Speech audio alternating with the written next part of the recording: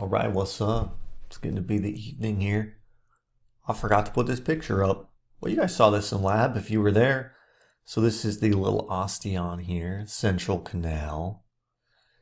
And then these are what the osteons look like under a microscope. So we got the central canal. We got these osteocytes, which help, maintain the bone, break it down, reabsorb as needed. And then we got all these little canaliculi, these little tiny channels that the osteocytes stick their little tentacles through. Very nifty stuff indeed. Okay, so up here we talked a little bit, at the very first lecture, I talked about how bones are extremely dynamic. And then we talked about the basic structure of bone, and we're going to get into the dynamic bone. And just talk about the ways through that resorption and deposition of bone. What are some of the crazy things that we can do? And to start things off, I want to talk about kind of how bone is formed just to start. So when we're just inside our little mama's womb, when we're just a little baby fetus, we look something like this as far as our long bones go. That's not what we look like. So like a fetus, let's say 2 months. This is what our bones look like. They're just 100% cartilage. They're made out of collagen. So they are 100% cartilage. Cartilage. Yeah, look at that. I spelled it right. 100% cartilage. So these are made out of collagen fibers. And I'll talk a little bit more about how this process works here in a second. Collagen fibers, and these are deposited by chondroblasts. Chondro means cartilage. A blast means to build in biology. So chondroblasts. Okay? It's pretty cool. All right, so now what we get at, like, let's say 3 months, fetus at 3 months, the first 3 months of pregnancy, not too much has changed. It's maybe a little bigger, but not too much has changed here. It starts to get vascularized, so the blood vessels start to come in, like so. And then we got periosteum starting to develop, which is that outside layer. You remember that?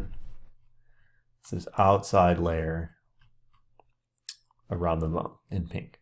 Periosteum layer. So we start to get that periosteum.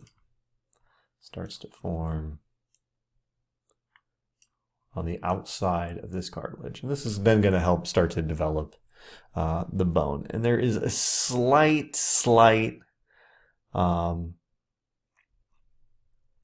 deposition maybe here of bone, but we'll just save that. So this is periosteum developing. Periosteum developing. So this is going to start to deposit osteoblasts. They start to deposit the osteoblast cells. Deposit osteoblast cells, which build the bone. All right. We're going to skip outside of, we'll put this on the other side actually. We're going to skip now outside of the womb, and now we're into childhood. Baby has been born. We're going to skip ahead a little bit. Maybe now a little bigger.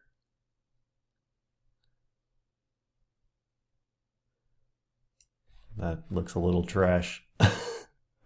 Let me make sure these ends are bigger.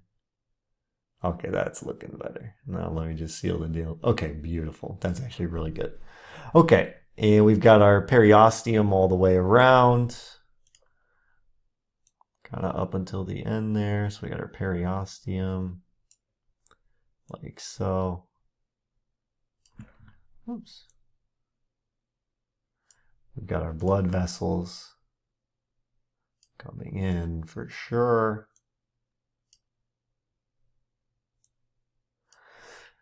And now what we've got is this ossification starting to occur. So all of this is now starting to calcify. So let me actually do it like this. Do it like that.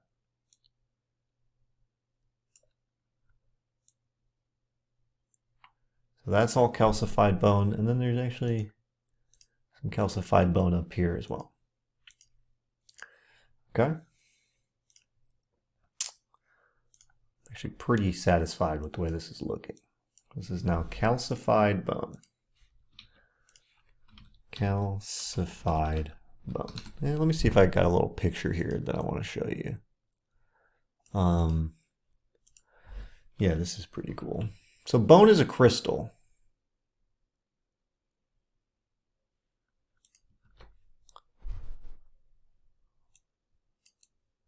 Okay. And it's actually calcium phosphate is what bone is made out of. And like, you know, we've been talking about snowflakes and all kinds of different stuff. This is what hydroxyapatite crystals, this is what your bone crystals would look like if we just kind of let them grow. They look pretty nifty. They look like, you know, kind of like diamond, long tubular diamonds or something like that. And it's made out of phosphate, which we've seen a lot with like ATP. It's the backbone of DNA. Hydroxyl groups and calcium. Boom, boom, boom, boom. That's what your bone's made out of. Pretty nifty. So we have actually a storage of phosphate and calcium inside our bones that we can use. And since I'm kind of talking about that, I'll save it till the end. Let's finish the deal here, actually. Okay, so this is childhood. It's like young childhood. And now we'll go into adolescence.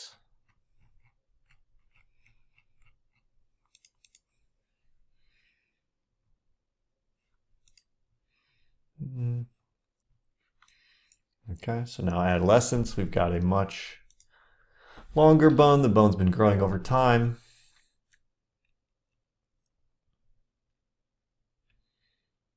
It's got more of this kind of epiphysis diaphysis look to it.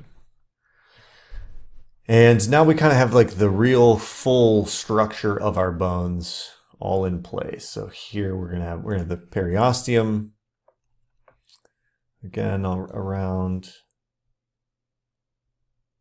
the bone. We're gonna have our blood vessels, of course, coming in.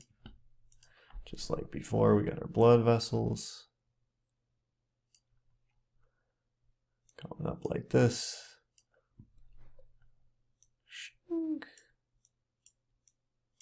We actually have other blood vessels now coming in and feeding the bone this way because it's so long, and also this way, coming up into the epiphysis. Then we're going to have our calcified bone all along here, all along the diaphysis. Oh, fuck. Right there at the end, it got messed up. Oh. One day I might get into drawing this with some kind of tablet thing, but I don't know. I've actually gotten pretty used to drawing this with a mouse. Okay, and then it's all crystallized, calcified up here as well. Let me seal the deal there a little bit more. And same thing here. Beautiful, that's looking great. And so we got two specialized areas, which are right here and right there. Right there and right there. So these little things are called your growth plates. So this is where we have new bone. These are your growth plates. Growth plate. This is where we have new, not bone, sorry. Yeah, new bone, but we have new cartilage being put down as well. Growth plate. And then new bone, growth plate. You don't have to take notes on this. It doesn't, but this is where your cartilage is grown. I'm going to zoom in. So all right here, we have like little cartilage chondrocytes, and they're building these collagen fibers and growing up into this direction. And then right here, we then have boom, boom, boom, boom, boom, osteoblasts then climbing up and calcifying this. So it's this little conveyor belt of building new bone. So down here we have new osteoblasts building up, and here we have chondroblasts building collagen fibers. Okay, and then eventually these growth plates kind of seal up when you reach full adulthood and you stop growing in height. You know, and if you're one of my short kings, you can go to Europe and risk getting these kind of growth plates installed into your bones if you want to attempt to grow taller through biology. But the bad news is you could be crippled by the process of wanting to be tall. But I understand wanting to be tall, but you're perfect exactly the way you are. Yeah, and I'm here for you. Okay. You know, and we would have the same kind of basic structure here of spongy bone, compact bone, all that jazz. Marrow, red bone marrow, all that stuff. Okay, I think that's really all I want to talk about. I'm going to show you guys this little diagram just because I don't think we need to draw this all the way out. It's kind of cool though. So this is the way we go through this process of having these from collagen fibers to these hydroxyapatite crystals. I think it's called calcium phosphate crystals.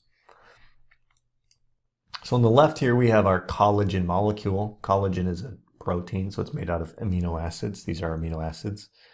We take one of those strands, tie it together with 3 other strands, and we start to get a little collagen fiber.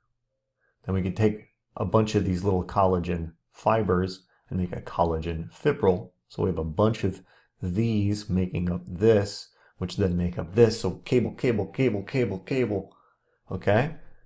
And then these, we get tiny little hydroxyapatite crystals starting to form along them from our friends, the osteoblasts. And these canals and osteons and all that are made out of these collagen fibrils that just have had calcium deposited onto them. And that's how we build bone. So your bone contains cartilage, which has been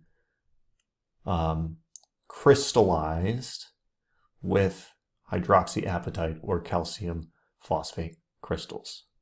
So we have a scaffold of collagen, and then we deposit a salt on it to crystallize and to form the bone. And that's how we build our bones. Pretty nifty. Pretty nifty indeed. Okay, so crazy thing that can happen from this also, since bones are dynamic, they're full of not only blood vessels, but other living cells, right? And cells, like I told you, are mechanically sensitive, right? So let's try to draw our femur here again, our long bone. Let's draw it a little wonky. You're going to be pretty good at drawing femurs by the end of this. Okay, that's not great, but I didn't do a terrible job. Okay, so that's my femur, and it's not great. Now let's try to draw another femur here. Let's see how I do. Try to draw this one straighter. I'll cheat. Just do it nice and fast. Okay, that looks better. Yeah, let me get rid of this one. I want to kind of like overemphasize that this boy be a little crooked. Yeah, there we go. Okay, that's bad. I mean, in a good way.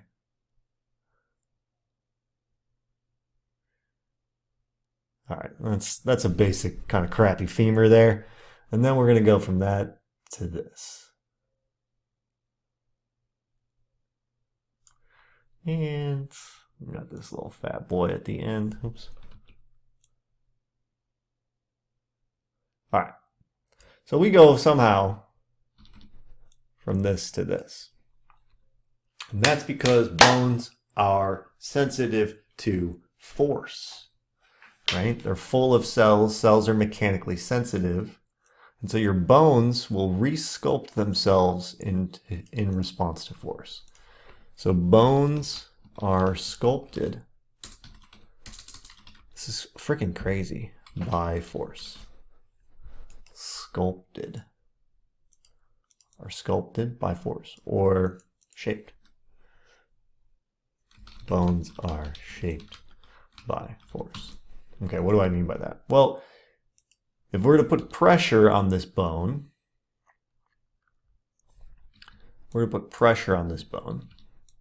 like so. Since this bone is bent, there's actually going to be a lot more force on this side of the bone than running along this side, right? And you can kind of see that, like if this straw is already kind of bent, it's going to be a smaller force over here. This is force. Pressure, compression. You know, if you have a bent straw, don't have a straw here. I don't have one. But if it's already kind of bent and then I push it down, it's going to continue to bend in that same direction because, you know, this end is just going to want to smash into this end. So, like that. Whereas if it's nice and straight, then I won't be able to smush it as easily. Okay? Even though I'm applying the same amount of force.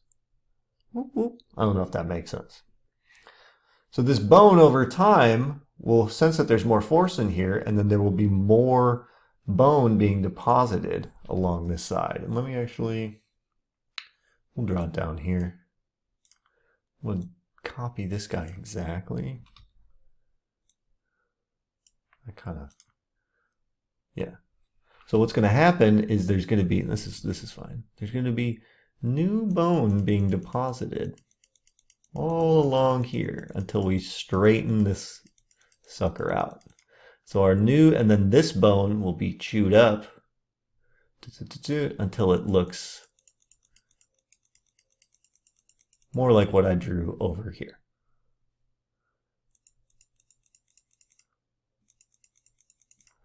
Right? So this bone will be chewed up or reabsorbed, chewed up.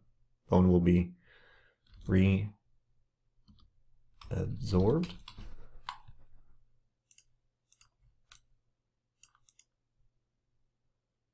Over here.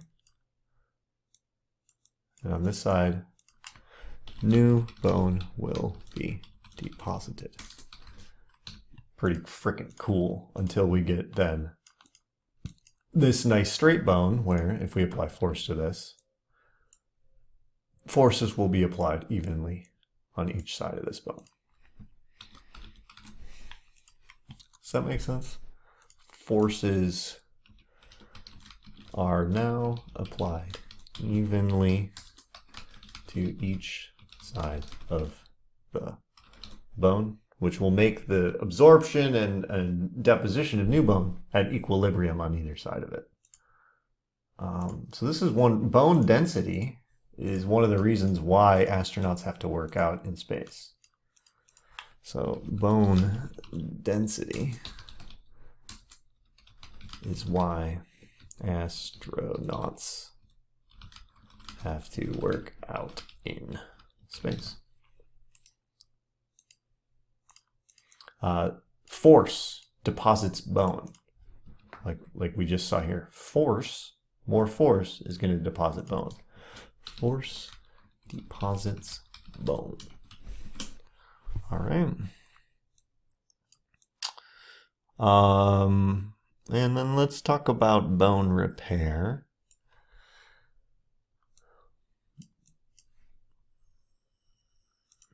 How do we repair a bone? Like, let's say we snap this boy in half and we break it. Let's break a bone. I've broken my radius and my ulna twice. Both of them. 2 different spots. And it's pretty painful. The first time I actually broke it, I got endorphins and I felt high. I was 6 years old. I didn't feel any pain actually. Until about an hour or a couple hours went by, and then I felt massive pain. All right, so let's draw just like a basic bone, kind of cutaway. So we got our bone like this. And we snap that boy. We break this. We break this chump's arm.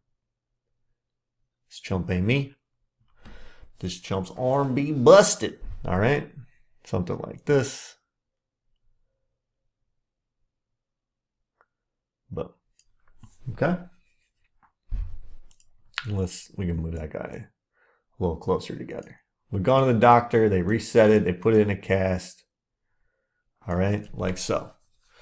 And if you remember, our blood, we got blood vessels all running through our bones. We got blood vessels. So when we do this, we're going to have some bleeding within this freaking bone, right? Because we got blood vessels. And what happens is we're going to form something called a hematoma. So blood is going to accumulate in here just like a bruise. That's what a hematoma is. It's blood outside of your blood vessels. We're going to form a hematoma here. And what's interesting is that it actually kind of bulges out a little bit. Like that. Okay, so we got a hematoma formation. Oops. Hematoma formation. Around the break. We break it. Break. One step closer to the edge, and I'm about to break. Okay. Then, what do we got? Same kind of deal. I'm going to recopy this boy. Bring it over. Then what do we got is this is going to be kind of like, it's going to fill in with some cartilage. Now we'll draw the cartilage. We've been drawing it. I guess we've been drawing the cartilage in blue, so we'll keep it blue.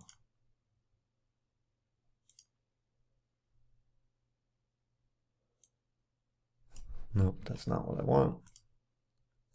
I want it to be kind of rounded and sticking out on either side, like so.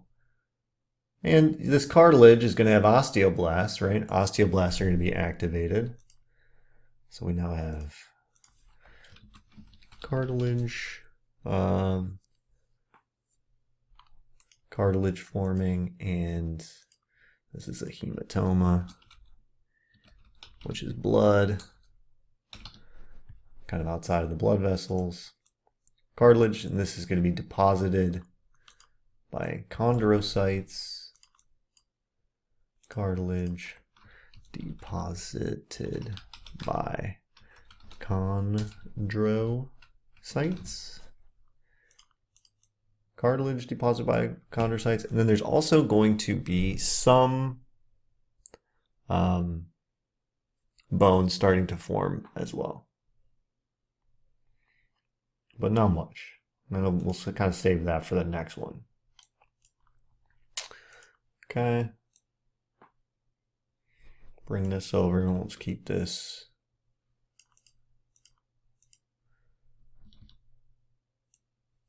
Nope, that's not what I want. I want this regular. Okay, now we have bone being deposited where the cartilage is. So we're now going to have like crisscrossing, almost like spongy bone. Starting to form here. We'll draw a little bit thinner. Starting to form in. Like so. Bone being deposited, and it would be deposited by osteoblasts, because osteoblasts have a B in it, which build bone. Osteoblasts.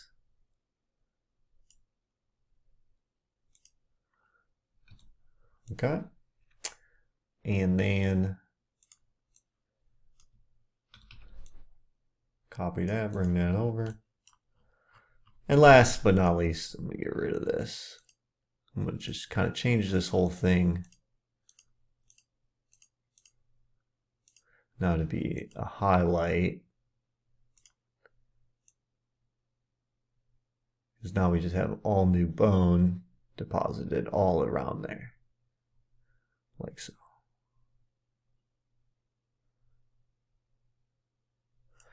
So bone is completely reformed at this point. And you might be able to appreciate something just off this drawing. Bone completely already reformed. What's crazy is your bone there is actually stronger. So after a break, bone is stronger. Because as you see, it's a little thicker there. It fills in the entire hematoma, which makes the bone thicker where it was broken. It's pretty crazy. So if you were to go through and like you want to make like the human with the most like strongest powerful bones ever, you'd want to just go in there and break all their bones systematically over time to build like a super soldier with strong bones. It's pretty cool. You know, this will happen in a couple of months. Like, I don't know, 2 to 3 months. You can go from that to this, to having your bones fully re-healed.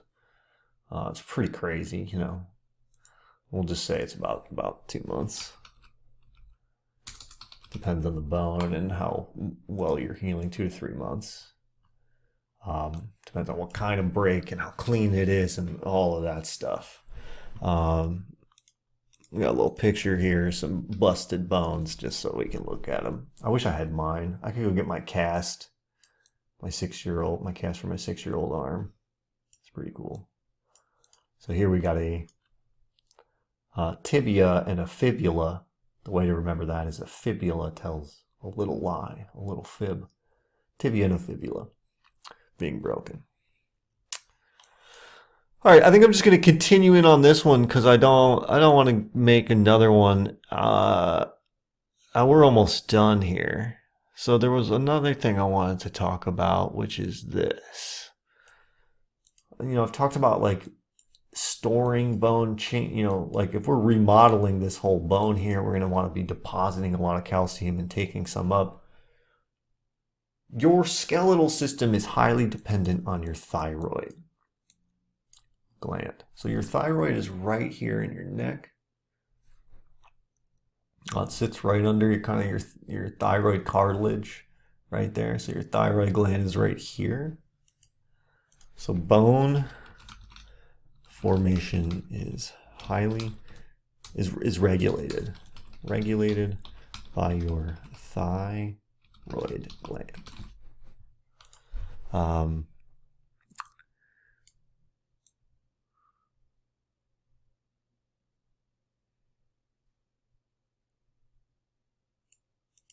Let me pull up a little picture here.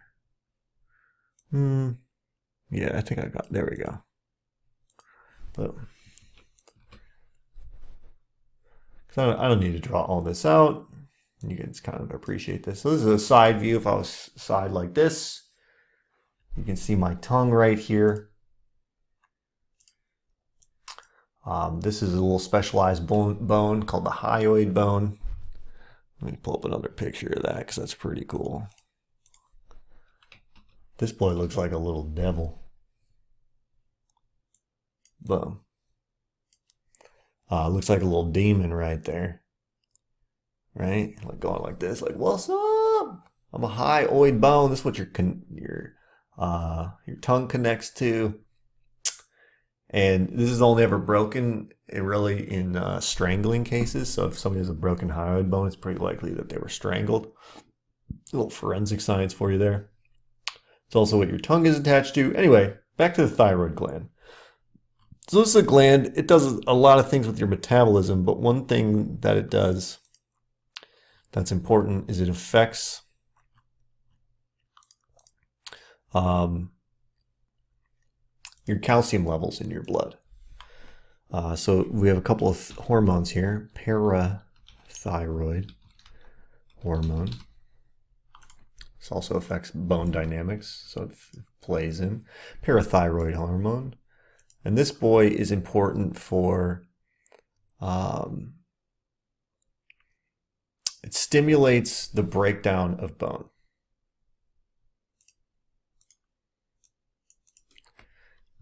Stimulates osteoclasts to break down bone to increase calcium blood levels. Pretty nifty. Okay?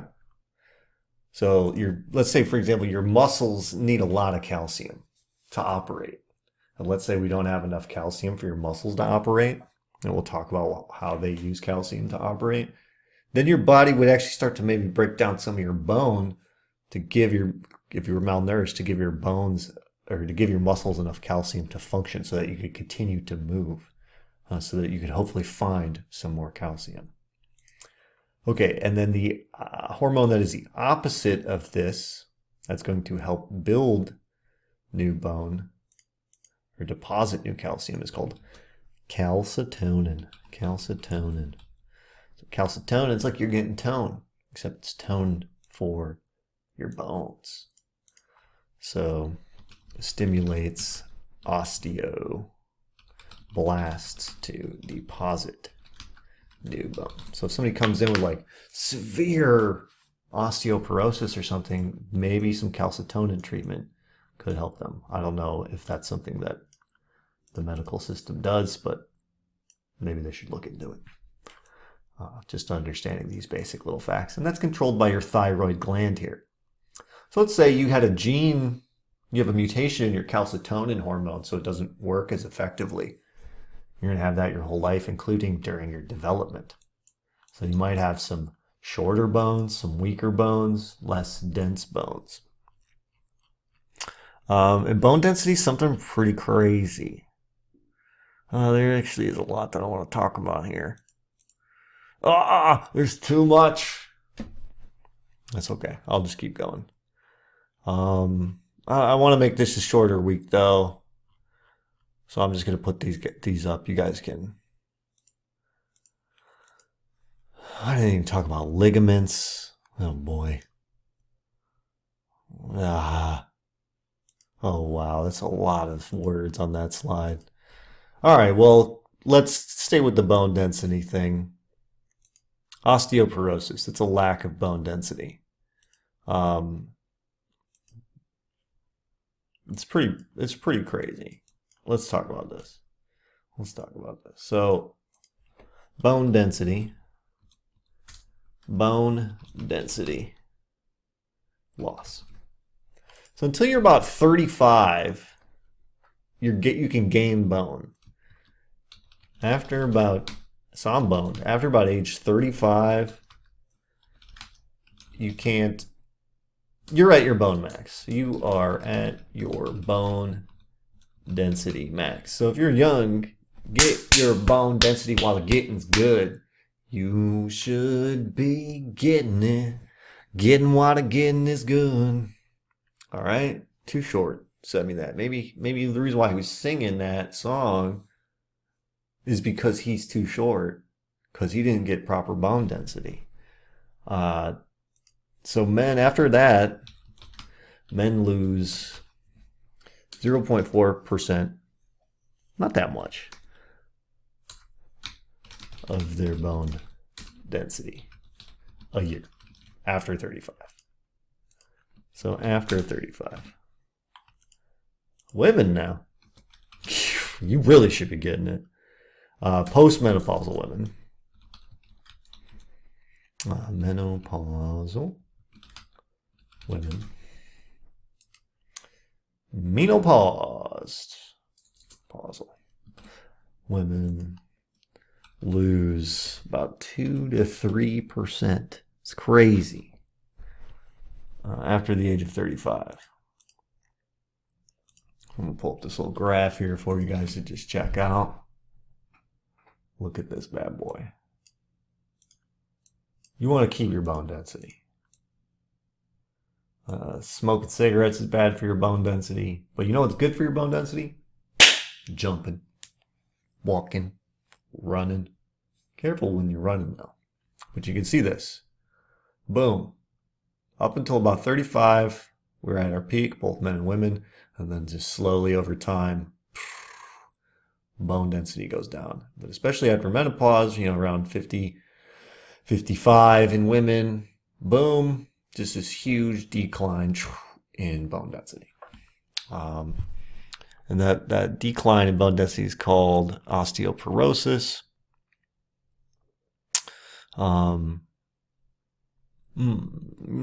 Yeah, so calcium reabsorption also requires vitamin D. So how can we prevent this? How can we prevent bone loss? So calcium and vitamin D calcium requires vitamin D to be reabsorbed. How can we prevent bone density loss? Vitamin D. Make sure you're getting enough sunlight. We actually photosynthesize that from the sun. Or supplements. And sunlight. Crazy to think about that. In order to keep your bones healthy, you need to go out into the sun. Sucks for us vampires. I just admitted I'm a vampire. That's unfortunate. I've only been alive 800 years. Please don't stab me in the heart with a wooden stake. Exercise. Just take a walk. Take a walk, you lazy. It's getting dark in here. You lazy bag of bones. Something as simple as that. Something like pretty easy. Just jumping jacks. You do like something like, I don't know, not even that many, but like, this is what my professor told me, 60 jumping jacks a day is enough to prevent that bone loss. So you won't end up with osteoporosis, which you don't want. It looks something like this.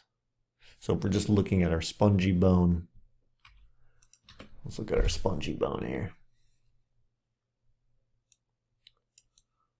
This is an electron image, microscope image of our spongy bone, healthy bone, and our osteoporosis bone. And you can see, this boy just got holes in it.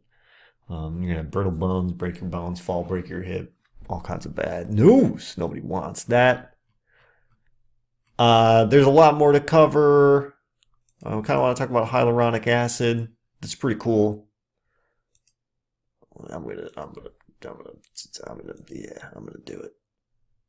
gonna do it. Protect your joints. So when you're out there running and jumping and doing your exercise, here we got a synovial joint. That's the name of the joint that is between your two bones. It's full of synovial fluid, which is mostly just water.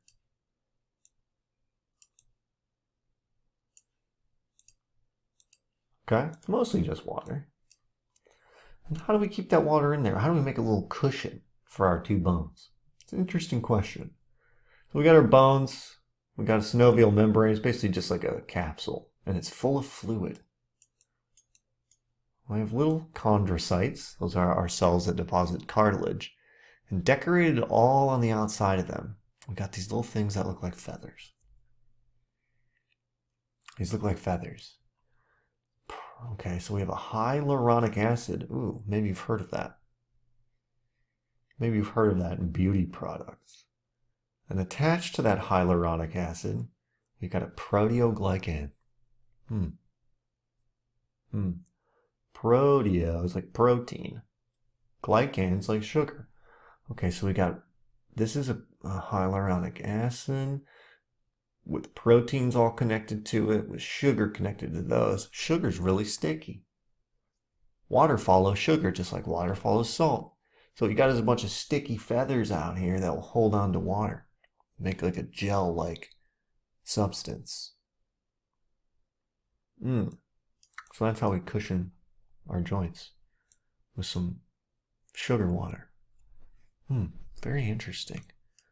Very interesting indeed. Almost spooky, you could say. There's a lot more to cover. I'm not going to go through and name all the bones because we're going to do that all in lab. But that's the dynamic bone. There's a lot more I could cover. But let's end it there. That was, I'm going to guess, 40 minutes. Sorry about that. I'll see you guys in lab.